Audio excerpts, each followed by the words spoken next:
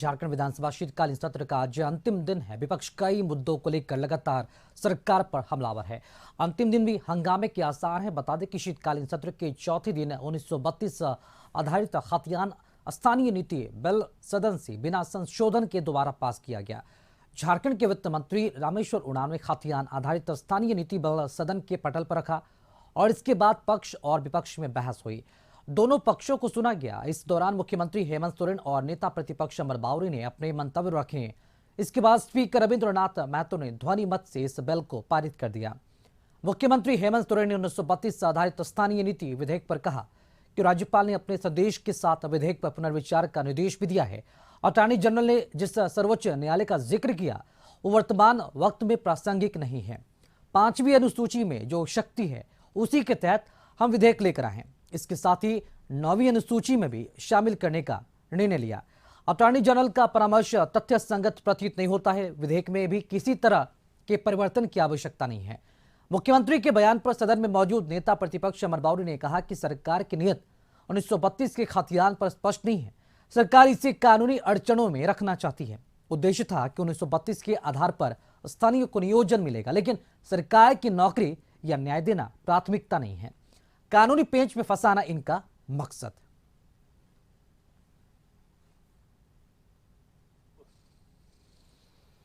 उक्त दोनों आदेशों में माननीय सर्वोच्च न्यायालय ने यह व्यवस्था दी है कि संविधान की 5वीं अनुसूची की कंडिका 5(1) में राज्यपाल को कानून बनाने अथवा उसमें संशोधन करने का अधिकार प्राप्त नहीं है।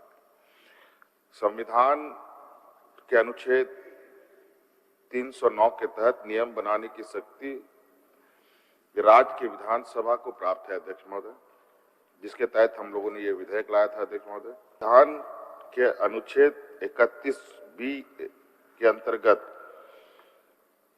उस विधेयक को संविधान के पार्ट 3 अथवा यदि वह किसी न्यायालय के आदेश के प्रतिकूल भी हो तो उसे सुरक्षित रखा जा सकता है। अतः अध्यक्ष महोदय, उपरोक्त के आलोक में वर्तमान विधेयक में किसी तरह के परिवर्तन की आवश्यकता नहीं है। महोदय, यह विधेयक इस राज्य सरकार द्वारा जो लाया गया है, इसका उद्देश्य यही था कि हम जो है 1932 के आधार पर स्थानीय लोगों को नियोजन देंगे। इसका मूल जीच यही है। लेकिन आज जिस तरह से ये बिल को वापस यहाँ रखा गया है और जो भाव रखा गया है, मुझे लगता है ये नौकरी देना या यहाँ के लोगों को न्याय देना प्राथमिकता नहीं है। इसको कानूनी अड़चन में, कानूनी पेच में फंसाए रखना है। बीजेपी प्रदेश अध्यक्ष बाबूलाल मरांडी ने नियोजन नीति पर हेमंत सरकार पर निशाना साधा। बाबूलाल मरांडी ने कहा कि हेमंत सरकार नियोजन नीति विधेयक पर राजनीति कर रही है, कानूनी दांव पेच में फंसा रही है। वहीं बीजेपी विधायकों के निलंबन पर सवाल उठाते हुए बाबूलाल मरांडी ने कहा कि स्पीकर ने राजनीति से प्रेरित होकर यह फैसला लिया है।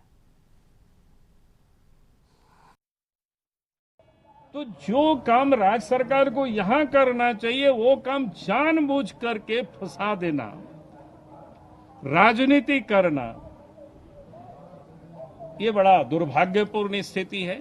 इसलिए आज भी मैं हेमंत सोरेन से कहूंगा, राज्य सरकार से मैं कहूंगा कि आप स्थानीय और नियोजन नीति को लेकर के राजनीति नहीं करना चाहिए।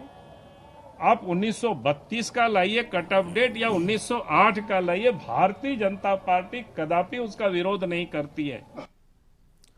और इसी खबर पर अधिक बातचीत करने के लिए संवाददाता रांची से कुंदन लाइव जुड़ चुके हैं। कुंदन, बीजेपी प्रदेश अध्यक्ष बाबूलाल मरांडी ने नियोजन नीति पर सवाल उठा दिया है, हेमंत सरकार पर निशाना भी साधा है और आज शीतकालीन सत्र का आखिरी भी दिन है और देखा गया है कि शुरू से ही, जब से सदन की कार्रवाई शुरू हुई तब से ही लगातार हंगामा होता रहा। चूंकि आज सदन का आखिरी दिन है, 1932 आधारित खतियान पर भी लगातार बहस चल रही है। क्या लगता है, आज सदन का आखिरी दिन है, पक्ष विपक्ष किस तरह से हमलावर रहेगी और बीजेपी क्या कुछ रणनीति अपना रही है आज आखिरी दिन सदन के?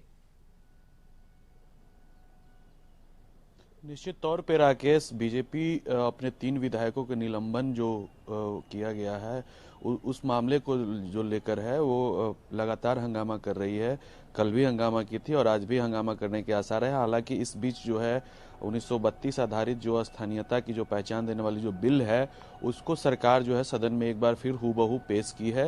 हालांकि इस बार जो है राज्यपाल के पास भी ये बाध्यता नहीं रहेगी कि अब आप बिल को रोक सकते हैं ज़्यादा दिनों तक, या तो वो स्वीकृति देंगे या फिर अपना मंतव्य देकर राष्ट्रपति को भेजेंगे।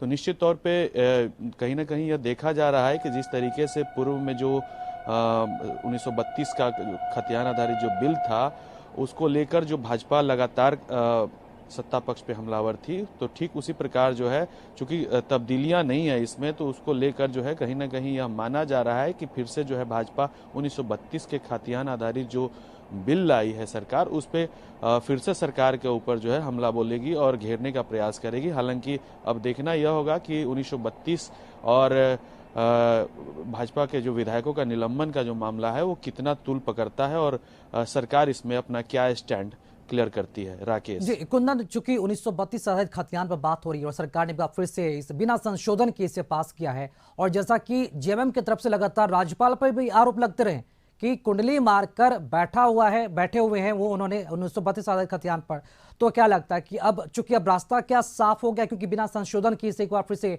पारित भी किया गया है, तो क्या यह माना जाए कि अब ये इसे बिल के रूप में जो है लागू कर दिया जाएगा? निश्चित ही ये अब तो 1932 का खतियान राज्यपाल के पास या तो उनको लागू करने की मतलब ये कह सकते हैं कि ऑप्शन है, लागू करने का ऑप्शन है, या फिर वो अपना जो मंतव्य है उसको देकर राष्ट्रपति को भेजेंगे। तुम अब अगर राज्यपाल के यहाँ से अगर ये लागू होता है तब तो ये माना ही जाए कि अब लागू हो ही जाएगी, लेकिन अगर राष्ट्रपति के यहाँ अगर भेजा जाता है मंतव्य के बाद तो कहीं ना कहीं वहां पे राष्ट्रपति के ऊपर अब डिपेंड होगा कि या तो उसे लागू करेंगे या फिर उसे रिजेक्ट करके पुनः फिर राज्य सरकार को संचिका भेजेंगे। लेकिन फिलहाल जो है प्रबल दावेदारी यह मानी जा रही है कि 1932 का जो खतियान आधारित जो नियोजन बिल है या स्थानीय बिल जो है उसको लेकर जो है अब सस्पेंस खत्म हो चुका है, क्योंकि सरकार जो है अब विधानसभा से पास करवा के और राज्यपाल के यहाँ भेज दी है। और कहीं ना कहीं अब जो है माना जा रहा है कि 1932 आधारित जो स्थानीयता की पहचान वाली जो बिल है अब ये पारित हो ही के रहेगी।